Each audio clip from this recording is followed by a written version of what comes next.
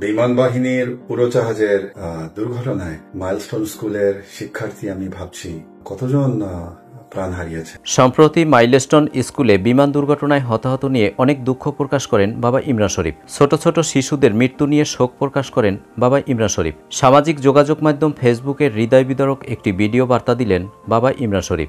দর্শক চলুন পুরো ভিডিওটি দেখা যাক।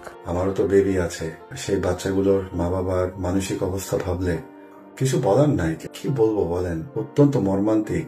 আমি কমপক্ষে এটা আশা করি যেন যাই হোক না কেন, কমপক্ষে যারা আহত হয়েছেন ওনাদের যেন অতি শীঘ্র দেখভাল করা হয়।